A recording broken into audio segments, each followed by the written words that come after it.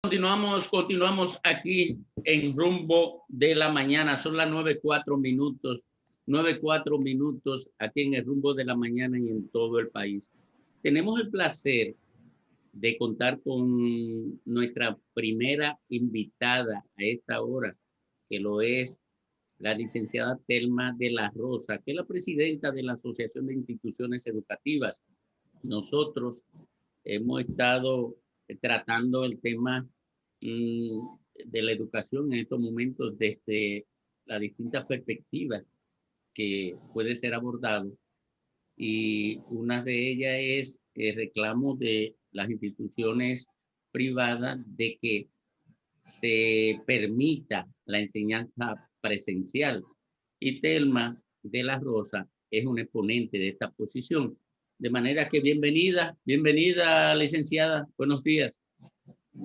Muchas gracias por invitarme. Debo primeramente aclarar que soy la directora ejecutiva. El presidente, no la presidenta. Sí, claro. El presidente es el señor Antón Tejeda, y recientemente, a finales del mes pasado, asumí estas nuevas funciones. Muchas gracias. Telma, bienvenida a este Rumbo de la Mañana.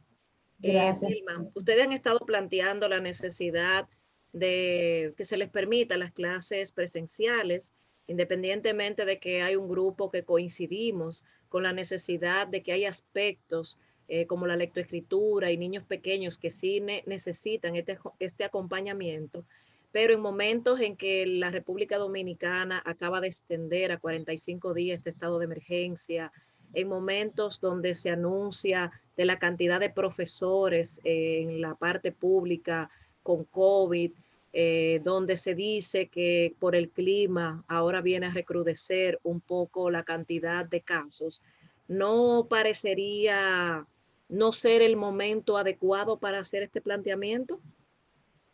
Muchísimas gracias, Francis, por tu pregunta. Mira, hay varios componentes.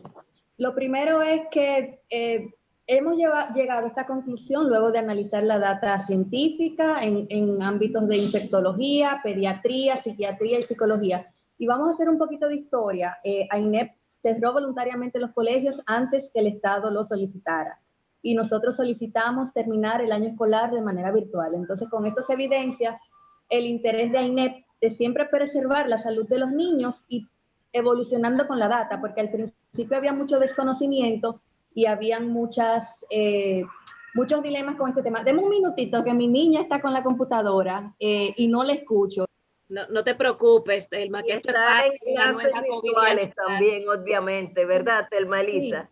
Sí, la virtualidad. Entonces, lo que le quería decir es que la Organización Mundial de la Salud, UNICEF, UNESCO, todo el mundo recomienda que lo último que se cierran son las escuelas. La última data científica, que pensé que iba a estar el doctor Guerrero Heredia, me habría encantado porque él sabría cómo se mantiene actualizado con esta información. La última data científica indica que primero hay algo que se llama carga viral, y los niños son los que tienen menos carga viral. Y segundo, los niños son los que menos contribuyen a la transmisión. Salió, por ejemplo, en El País, el periódico de España, en esta semana, que por ejemplo, del 100% de casos reportados, los niños solamente aportaban un 6% de la transmisión. En este sentido, también hay estudios de la Sociedad Francesa de Pediatría, y les invito a ver, si tienen tiempo, la última conferencia de la Sociedad de Pediatría Internacional de principios de noviembre, donde se citan los últimos papers que hablan sobre la transmisión del COVID. Para el que no sabe lo que es un paper es un estudio académico con cierto rigor científico, donde se utiliza una metodología para analizar casos, etcétera, y los que son bien rigurosos se someten a sus pares, para que los pares de esa misma profesión critiquen los estudios, la metodología, ese tipo de cosas. Entonces, otra cosa,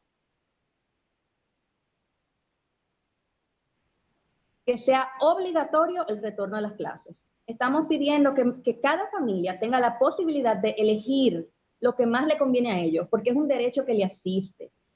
Y luego de eso, a pesar de que nos gustaría quizás que abrieran todos los colegios, la prioridad en este momento es nivel inicial y los niños especiales, que la gente se olvida de los niños especiales. Entonces, los hitos educativos no se están cumpliendo. Grupo. Imagínense un niño que está aprendiendo a leer y escribir, probablemente dure años leyendo y escribiendo si esperamos la vacuna, además, y luego el papel de la incoherencia del Estado. Aquí todo está abierto, señores, todo menos los colegios. No hay una sola área económica en República Dominicana que esté cerrada, a excepción de los colegios, y lugares de alta transmisión y contagio, gimnasios, salones de belleza, hoteles, bares, restaurantes, y la educación, que es un derecho humano, está siendo denegada. Y yo, desde una perspectiva un tanto privilegiada, puedo decir que muchos de los miembros de INEP pueden pagar tutores o eventualmente los niños se pondrán al día, pero los menos privilegiados, es muy crítica la situación y las consecuencias que resultan de esto. La deserción escolar va a aumentar, ir a la fuerza laboral antes de tiempo, matrimonios infantiles, uniones tempranas, abusos sexuales, los niños se dejan con personas que no están capacitadas para el cuidado, y la escuela cumple una función social. La escuela no es únicamente de aprendizaje, es donde se identifican muchas veces los abusos sexuales, porque son cometidos por personas del entorno familiar. Entonces, todo es en base a la data. Le puedo someter los últimos papers y pueden ir, por ejemplo, a la página de la Asociación Internacional de Pediatría, páginas de UNICEF, UNESCO, y hablan de las experiencias en los demás países. Ahora, el brote que me mencionabas, o los casos de contagio, no es lo mismo contagio que brote. Una cosa es que haya una persona que se haya contagiado y otra cosa es que esa persona haya contagiado a toda la comunidad y el entorno. Y los casos que han habido hasta ahora, se ha identificado personas contagiadas, no que ha sido diseminado. Y estoy seguro que todos conocemos lugares de trabajo que hay personas que le da COVID, se ponen en cuarentena, cierran, o familiares por igual, y no podemos esperar quizás 2 años. O sea, la vacuna dicen que viene en marzo, pero eso no es verdad. La vacuna tiene que agotar un proceso de aprobación. Luego de que se agote ese proceso de aprobación de la vacuna, hay un orden de prioridades y la vacuna no es gratis. Entonces, hay que planear la situación de la educación con los diferentes escenarios. El escenario discúlpame, 2 cositas.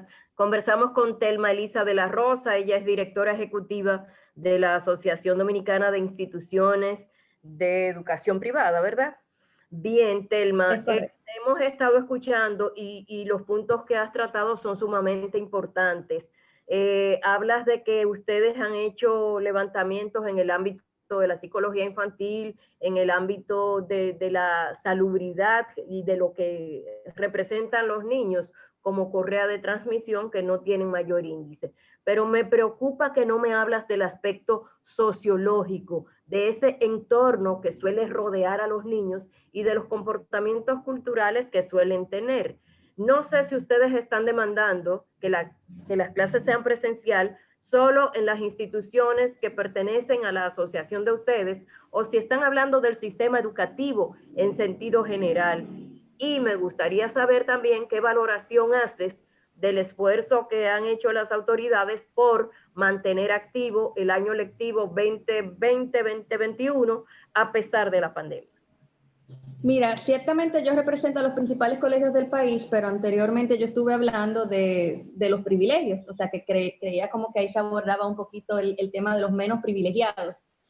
La situación es siempre peor en el sector público que en el privado. Entonces, todo lo que yo te pueda decir del sector privado es peor en el sector público y más preocupante en el sector público. Precisamente por la escuela cumplir una función social para los grupos menos favorecidos, tenemos que la escuela ayuda con alimentación, cuido, ayuda a identificar problemas de aprendizaje o problemas cognitivos. La escuela es el lugar donde quizás se detecta que el niño tiene problemas de vista porque se le obliga a hacer un examen de vista. Como te dije, es el lugar que identifica si hay abusos sexuales, porque muchas veces son cometidas por personas del entorno familiar cercano.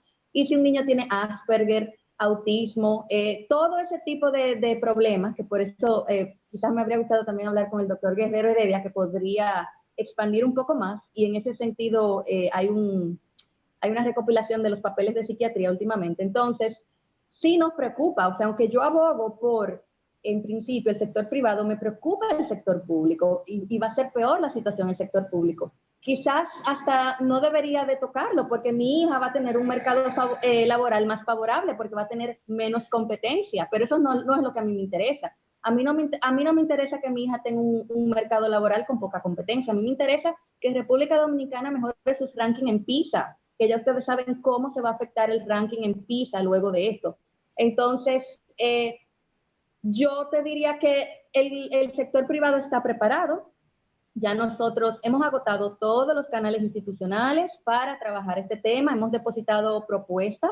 Al final del año escolar pasado depositamos propuestas para la reapertura general y para el sector inicial. Luego de la reunión, que hubo mucha prensa con la primera dama, con este tema y los ministros, se preparó un documento de 32 páginas, más científico todavía, firmado por personas como la Pontificia Universidad Católica Madre y Maestra, Educa, Inicia, Save the Children, Fundación Propagás, AINEP, y los principales educadores y también investigadores y epidemiólogos del país. Hay una propuesta que hemos presentado de cómo retornar a las clases. Primero, cada familia que así lo decida, de manera paulatina. No estamos diciendo todos los niños juntos en un aula, para nada.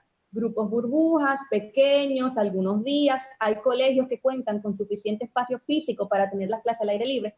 El Instituto Iberia de Santiago, por ejemplo, tiene canchas de fútbol, o sea, tiene tanto espacio verde, además de que las aulas cumplen con los requisitos necesarios para esto y el distanciamiento. Entonces, nos preocupa que se está negando el derecho humano a la educación, que es un derecho humano. Luego, yo no critico del todo al gobierno, claro que no. Hay gente que apostaba por cancelar el año escolar. Y yo creo que es muy valiente que el ministro haya decidido salvar el año escolar, precisamente por la situación de la educación dominicana. Eso hay que celebrarlo. Todo el mundo tiene que celebrar que él ha buscado la forma de que el año escolar funcione. Y no solo eso, que reconociendo las diferencias socioeconómicas dominicanas, no hay un solo método. Tenemos cuadernillos, radio, televisión, internet, que si hay 4 niños en una casa y una televisión y no pudo acceder ahora, bueno, más adelante se vuelve a pasar en la televisión o luego puede acceder por internet. Entonces, eso hay que celebrarlo. Ahora bien, no es lo mismo lo que podría estar sucediendo en un pueblito del interior del país y en la capital. Y por eso es importante pensar en las situaciones locales. Hay escuelas que podrían estar abiertas físicamente por la baja transmisión del COVID del sector público.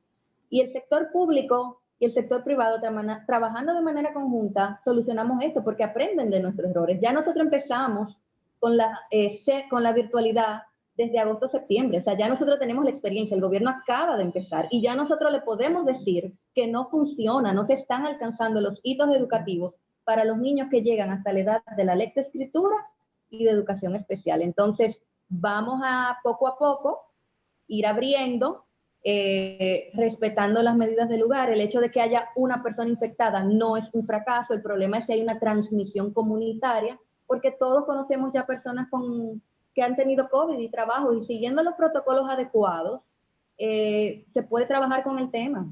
Telma, con el perdón de don Fafa y Domingo, que sé que están ahí en línea para preguntar una pregunta muy rápida. Independientemente de que se apruebe por parte del Estado Dominicano de que abran las clases, tú has planteado que no sería obligatorio, que lo dejarían al libre albedrío de los padres, pero ustedes han hecho alguna encuesta o sondeo con esos padres. Lo digo porque en el colegio de mis hijos han hecho una encuesta reciente para celebrar el Día de la Familia y prácticamente se tuvo que dejar virtual porque la mayoría de los padres dijeron que no. Entonces, ¿tienen alguna estadística sobre lo que piensan los padres? Sí. Casi todos los colegios miembros de AINEP, no sé si el colegio en tu caso es miembro de AINEP, si no quisiera. No, pero no digo los colegios, no digo los colegios, digo a lo interno, si cada colegio lo ha hecho un sondeo con los padres. Sí.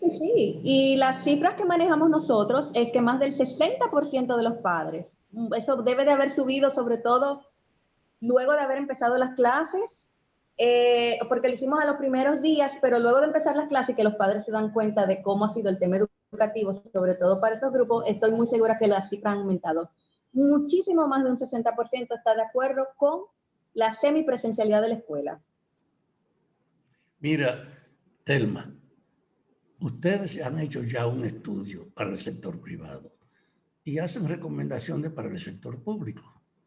¿Tú crees que se puede discutir entre el sector público y privado una orientación única para toda la educación? ¿Tú crees que es posible ponerse de acuerdo en cómo manejar la virtualidad como la cuestión presencial para las dos áreas? Bueno, yo creo que sí, nosotros estamos dispuestos. En el caso de nosotros estamos listos desde finales del año pasado y estamos dispuestos a trabajar con el gobierno. Nos hemos reunido con ellos periódicamente y por eso hablé de que agotamos las vías institucionales. Nosotros no hemos recibido respuesta oficial, o sea, nos encantaría que este documento el gobierno lo critique, que el gobierno diga, punto 1, no lo vemos factible por tal y tal cosa, recomendamos tal. Ok, lo trabajamos. Telma, ustedes se han referido directamente al ministro de Educación sobre este tema. Claro que sí. Hemos tenido todas las reuniones del lugar y no hay una respuesta a nuestro planteamiento. No la ha habido. O sea, sí, vamos viendo, pero no está abierta la semipresencialidad todavía, estamos virtual. Telma, ¿cómo andan los contagios, de acuerdo a las informaciones que ustedes tienen, entre los profesores de los colegios privados? Hago la pregunta y le explico, porque en algo que a mí me parece injustificado, la presidenta del ADP reacciona alarmada porque hay 11 casos de coronavirus en el Gran Santo Domingo entre profesores, que eso no representa ni el 0.07% del universo de los afectados, no de los afectados durante las últimas 2 semanas, de los afectados. Pero ¿cómo anda en el sector privado? De acuerdo con las informaciones que ustedes tienen. Mira, de manera oficial sabemos que no estamos en clase, o sea que no ha habido esa interacción entre los profesores, pero no hay un solo sector económico que no haya sido tocado por COVID. O sea, aquí todo el mundo conoce a alguien que le ha dado COVID. Entonces, en cuanto a cifras totales, pues yo no te podría decir cuántos han sido impactados, pero aquí todo el mundo ha sido impactado por COVID. Hay personas de todos los sectores y eso incluye profesores. No te podría decir ahora con relación a lo que dijo la señora Guante, que representa principalmente al sector público, es muy diferente a los profesores del sector privado. Sí. Y, por ejemplo, cómo se transportan los profesores del sector privado a sus lugares de trabajo versus cómo se transportan los profesores del sector público al suyo. Pero sí te puedo decir que es de esperar que hayan casos, porque tenemos el virus. Lo que hay que saber es cómo evitar el mayor contagio y que haya una transmisión comunitaria. Y por eso las experiencias de otros países vemos que, por ejemplo, si hay un aula que se encuentra un niño con COVID, ponen esa aula en cuarentena, ¿no? Cierran el colegio completo y van a la casa por 2 semanas, luego regresan al colegio y ahí es que vienen las cifras que le dije. En España solamente el 6% del 100% ha sido aportado por los que van a los colegios. Entonces, Melissa, una pregunta final de mi parte respecto a la estructura de la Asociación de Instituciones de Colegios Privados que representas. ¿Qué cantidad de miembros tiene y qué cantidad de estudiantes acogen esos centros, al igual que el número de profesores con el que se mueve? ¿Cuál es la población de ese segmento que tú representas? Mira, estamos en un proceso de reestructuración y levantamiento, porque nosotros hemos llegado a tener hasta 500 colegios, pero ¿qué pasa? Algunos activos e inactivos, y ahora con el tema del COVID, por ejemplo, hay muchos que quieren unirse, hay muchos que están reactivándose, entonces esas cifras han fluctuado, pero lo que yo sí te puedo decir es que todos los centros de excelencia académica de República Dominicana forman parte de AINEP. Tenemos un colegio como San Judas Tadeo y un colegio St. George, tenemos un colegio como el Instituto Iberia de Santiago, tenemos un colegio como el Ashton de Santo Domingo, tenemos un colegio Piolín, un Capcana Heritage School, entonces todos los centros que representan la excelencia académica de este país están ahí. No te puedo dar la cifra exacta porque como te acabo de comentar, estamos en un proceso de reestructuración. AINEP tiene que saber qué es lo que quiere de cara al futuro y el COVID ha presentado un reto en cuanto al sistema educativo dominicano. Estamos en la mayor interrupción de la educación en siglos. Y por eso ahora no te puedo dar una cifra exacta, pero creo que eso te da una idea del tipo de colegio. Y no es el colegio bilingüe más caro, excelencia académica. Hay colegios que pagan pocos miles de pesos al mes. Lo importante es que estén comprometidos con producir estudiantes dominicanos preparados para el futuro. Gracias, Telma. Muy amable de tu parte compartir con nosotros aquí en este rumbo de la mañana. Espero la próxima invitación. Para mí ha sido un placer.